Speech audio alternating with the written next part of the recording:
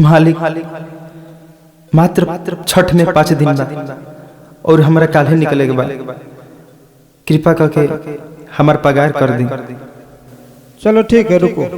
आज कल तुम्हारा पेमेंट तुमको मिल जाएगा।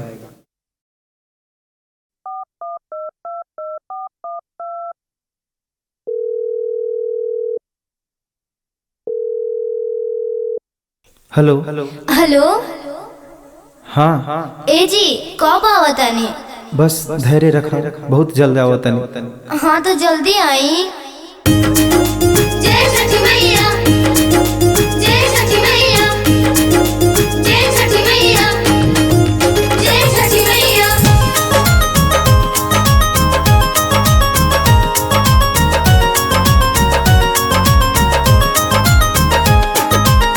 छठ करे के घरे होता तैयारी, रोजे ही रोज रउआ दिन धरतानी।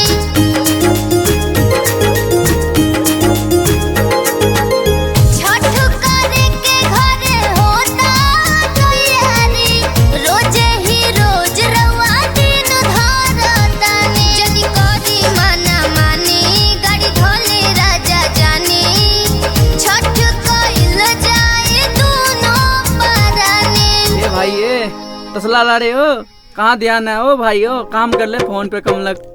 कैसे के आई हो गुजरिया, भैले पागला के भेष, मालिक ना देले रुपैया, कैसे आई अपना देश,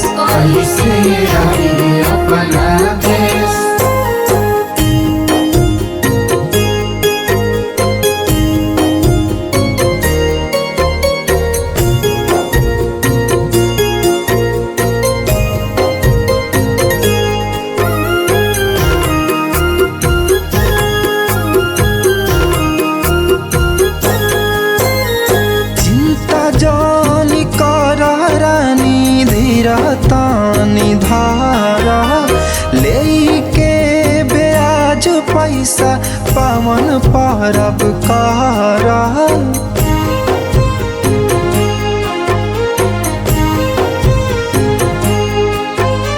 मानवा के आस हमर रौरे नुबानी, रौरे भरोसे हम छठ करतानी। बबुआ के भाखाइल बाटे भरवा, संगे करे के बा छठ, संगे करे के बा छठ।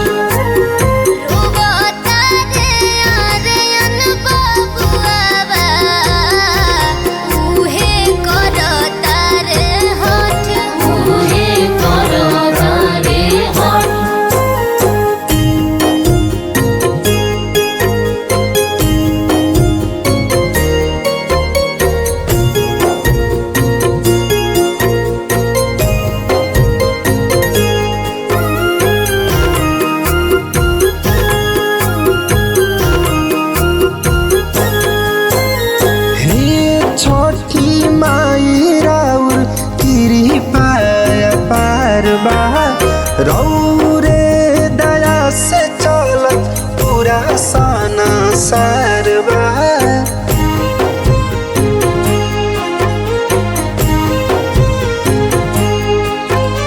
मानवा के असरा माई रौरे पुरैनी, रौरे कृपा से ऐसन बर हम पैनी।